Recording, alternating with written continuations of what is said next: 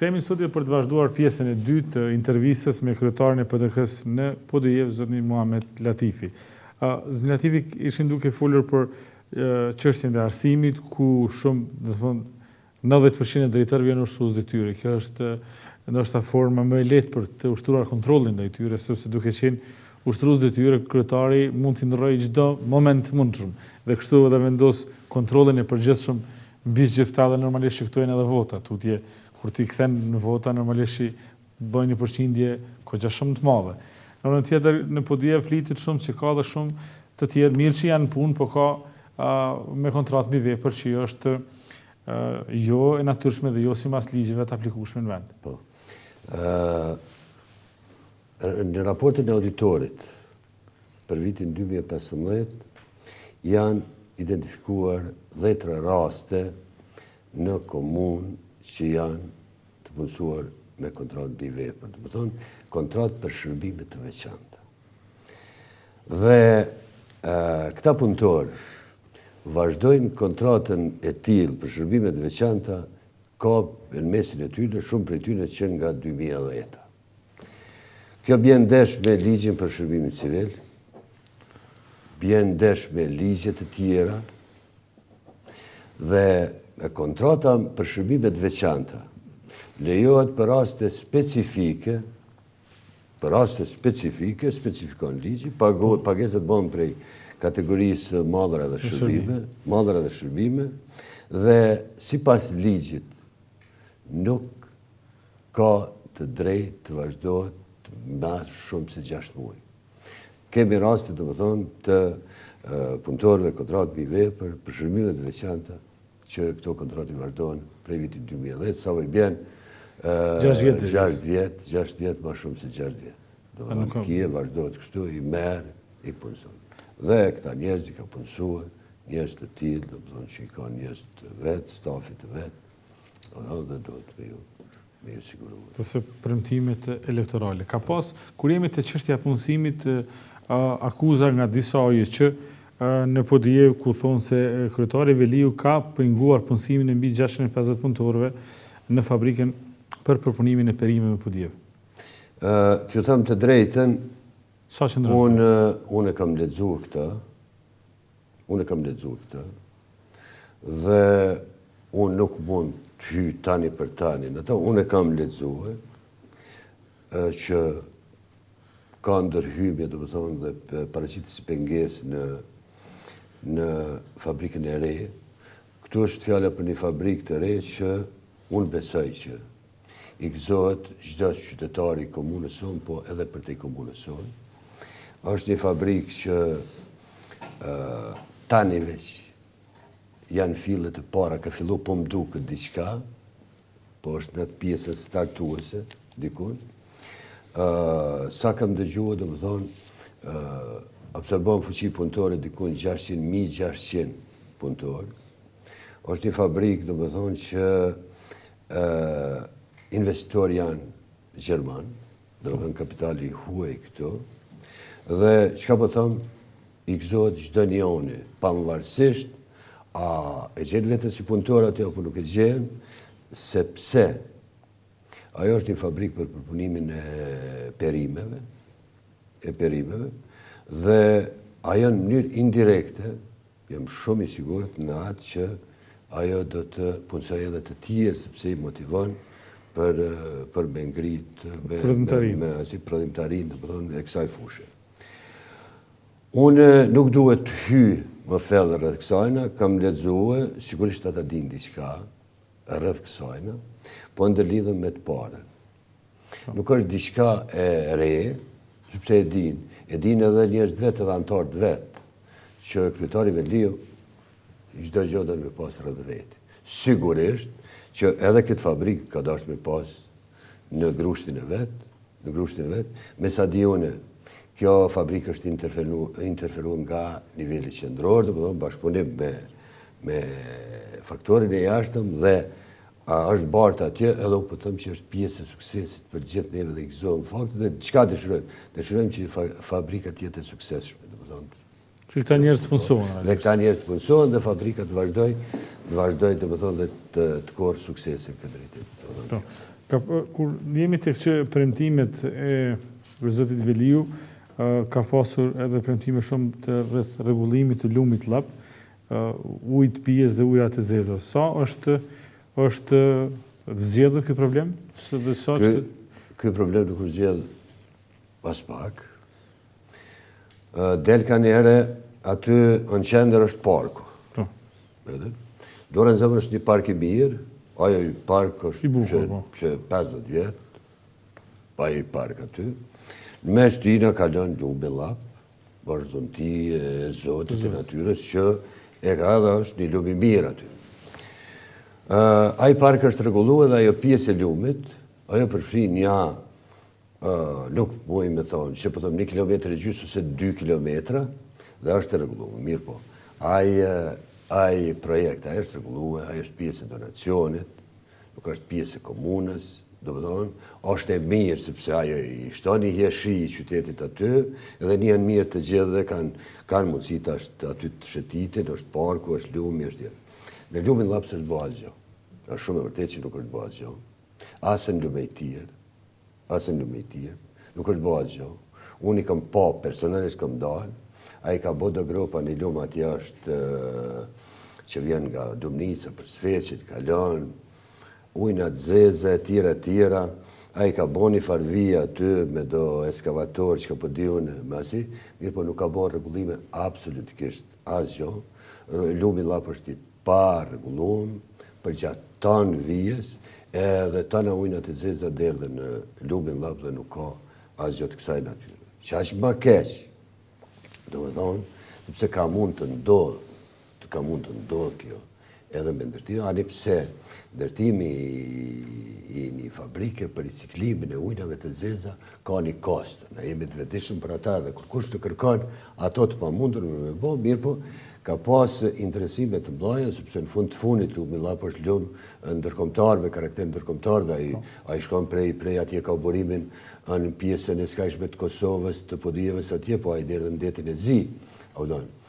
Edhe mirë po, ka mund të ndodhë, mirë po, interesimet, do përdo në ka qenë shumë të vogla, unë jam shumë i sigur që ka qenë një premtim shumë i madh elektoral. Ai ka qenë një premtim shumë i madh elektoral, edhe pret ato me abo dikush, edhe pastaj ai me dalë, me thonë e bona, mirë po, çka është e vërteta, ai ka mund të ndodhë deri sot, dhe çdo ditë që vanohet në atë, e rrezikon, do të thonë, jo vetëm po e rrezikon, edhe shëndetin e njerëzve, sepse është shumë lum i ndotur, tash nuk paramendohet, do të thonë, i gjallës të ekzistojë në atë lum, po them që derdhen ujnat e zeza, shumë i papastër, edhe shumë pak mund të përdoret. Edhe si përdoret, do të thonë, sepse njerëzit me të vërtet kanë filluar tash t'i përkushtohen agrobiznesit, bujqësisë, edhe ata me puse në distancë, do të thonë që uji mund të filtrohet, sepse me marr ata ujë drejt për lumin llap, të fillohen në pjesën e lartë aty ku ka banë shumë më pak dhe shumë i papastër dhe shumë i rrezikshëm. Do të thonë, këtu kemi edhe një mos realizim të premtimit elektoral të Zotit Veliu. Nuk e ka rregulluar dhe pret që qeveria të rregullojë. Ka qenë një tjetër projekt i kryetarit Veliu për stadiumin e vjetër të qytetit. Do të thonë që të rinjt kanë mundësi të luajnë dhe të organizojnë çështje të ndryshme të sporteve, dhe ky stadium do të vendosë në një lokacion tjetër. A është vendos, a është punu diçka, apo çfarë ka bërë për sportin përgjithësi? Që tash po ta pyet, ai thotë ju po kemi të planifikuar. Edhe mund shkruan letër. Edhe mund shkruan.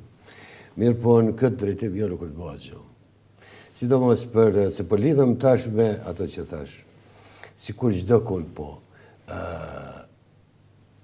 Ma shumë se 60% i kemi në moshën 30 vjeçare, do të thonë është elan i ri, është forcë e re, që me të vërtet kanë nevojë edhe për sport edhe për kulturën të anësi, dhe nuk është bëu asgjë. Që po thu për që e folit ju stadionin, Lemo stadionin.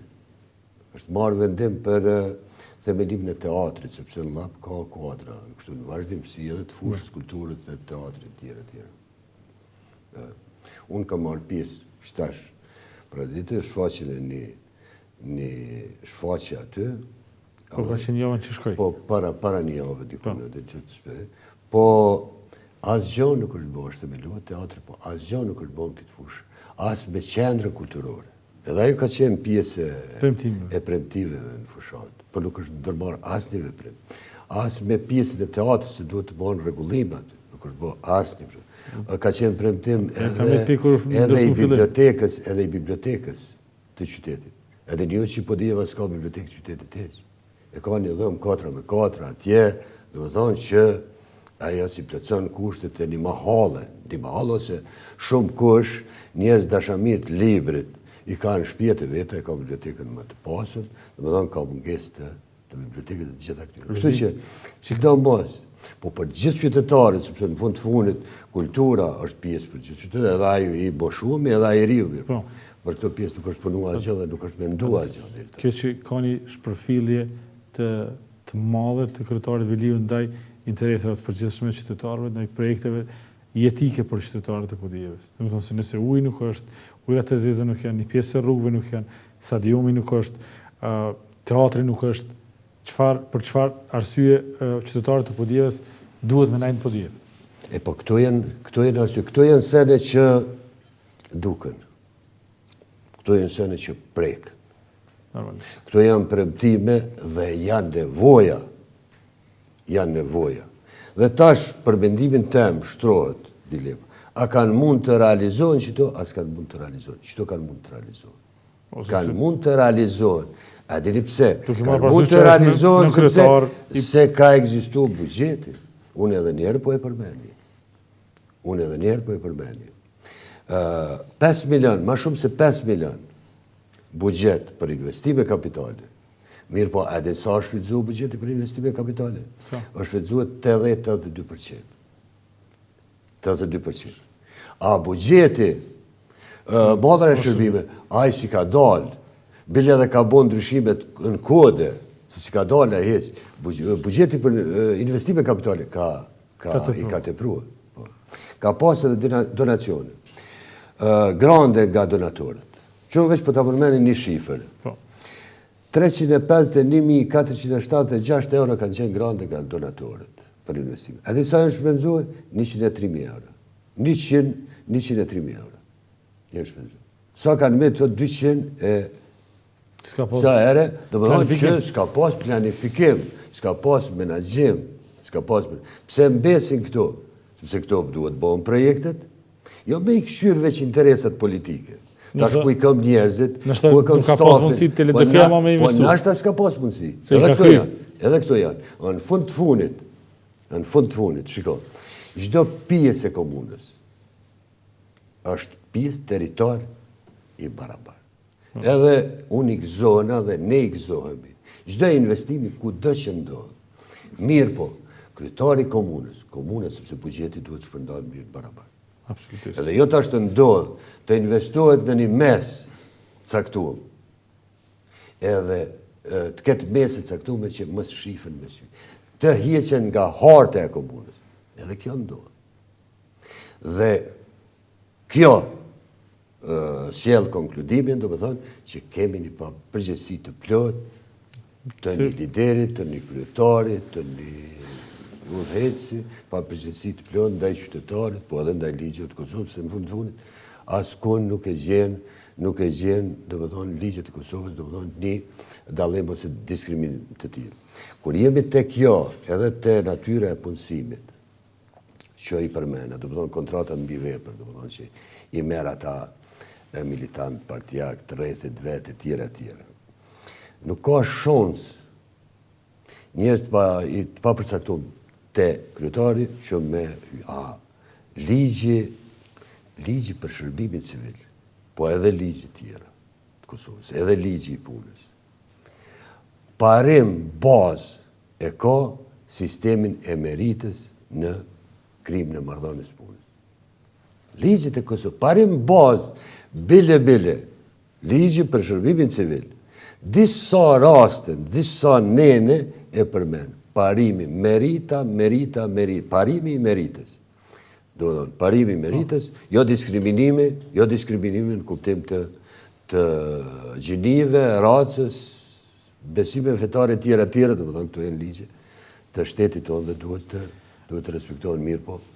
Këto nuk respektohen këto raste, a çdo herë thirrëm në konstitucionalizëm, në rend shtetëror, në ligjet shtetit, në kushtetut, mirë po, sa i përmbahen. E nisëm me çështjen se pse nuk po mundi me mujt LDK-n, po e përfundojmë ata, qysh po planifikoni me marrë podijeve, si PDK? T'ju them të drejtën, Ka dhe një vit mandat. Ne besojmë fuqishëm që do të ndroj kjo, dhe Partia Demokratike do të fitoj. Ne mendojmë me e sjell fitoren me besimin e qytetarëve, me besimin e qytetarëve. Pse po e them këtë? Bazuan shumë trende, Partia Demokratike ka qenë stabile. Ka qenë stabile. Gjithherën procesin zgjedhor. Ne kemi konsideruar gjithherën pa drejt, pse mos të fitoj Partia Demokratike në kuptimin shumë pozitiv, jo me ego të prume të pushtetit, me marë pushtetit, ku me diqka, për hir të ndryshime që duhet ndodhin. Partia Demokratike ka qenë stabile, edhe me ngritje të votave. Ne besojmë i fuqishëm, edhe jemi shumë të vetëshëm aty, sepse normalisht që edhe ne kemi pas lëshime, edhe ne kemi pas gabime, edhe si opozit. Ne jemi shumë transparent rreth kësajna, edhe pranojmë gjithë ato, po jemi në proces të shikimeve, do më thonë edhe ndryshime pozitive, qoftë me kuadra, qoftë me sjellje, qoftë me punë, qoftë me përgjegjësi, do më thonë. Strukturat i kemi stabile, do më thonë. Elektoratin e kemi shumë stabil, kuptimin. Jo pse nuk kanë halle, nuk kanë telashe, nuk kanë probleme, ka njerë krijohen këto probleme, sepse unë po ju them që elektorati i partive tjera në podijeve ka shumë vështirë. E ka shumë vështirë. Gjë që kjo nuk do të ndodhë. Unë besoj që nuk do ndodhë edhe me parti tjera të opozitës që janë këto. As po flasëm për partitë nuk do ndodhë. Qytetari është qytetar dhe qytetari do të trajtohet barabartë. Po. Dhe mendojmë që në zgjedhjet që do të vinë, pa emocione, pa tur, pa vrull, pa dozat të shqetësimeve në kuptimin po ne mendojmë që do të ndodhin ndryshimet me punën tonë dhe Partia Demokratike duhet të fitojë. Duhet të fitojë edhe për një arsye, sepse e dim edhe këto, edhe në mesin e vetë qytetarëve e elektorat nga LDK nuk janë të kënaqur shumë, ka të kënaqur një staf, edhe këta tregues që ju thash që çdo palëzgjedhje ka pas ramje dhe bjen rregullisht, dhe është koha dhe është momenti që Partia Demokratike vëllap të aprovojë me Partinë Demokratike në qeverisë. Ne gjithëherë kemi thonë, mirë të jepet shanse Partisë Demokratike vëllap që të qeverisë. Dhe nëse se nuk i plotëson kriteret që shkojnë për shtati, për interesat qytetarëve që kanë të bëjnë me zhvillimin ekonomik të komunës, atëherë kishëm pas qef mandatin tjetër me njerë të ndërroj, sepse në fund fundit kjo duhet jetë synim themelor i çdo subjekti politik, i çdo partie politike që i futet një garë për të fituar normalisht. Zënjativi, faleminderit që ishit mysafir në Euro. Edhe nga ju faleminderit. Shikues të nderuar, ky ishte emisioni i fundit sa i përket këtij sezoni. Kemi filluar pikërisht para një viti me emisione 2 herë në javë. Një herë në javë kemi pasur intervista ku kemi trajtuar çështjet në nivelin qendror, në nivelin e zhvillimit ekonomik. Në të prantëve kemi diskutuar për çështjet komunale. Siç e thash, ky është emisioni i fundit i këtij sezoni. Bashkë të shihemi në sezonin e ardhshëm, duke filluar nga muaji shtator me një studio ndryshe, me rubrika të tjera dhe ndoshta do të mundohemi të bëjmë emisionin më interesant se sa çfarë kemi bërë deri më tash. Deri atëherë, mirëmbëjtje.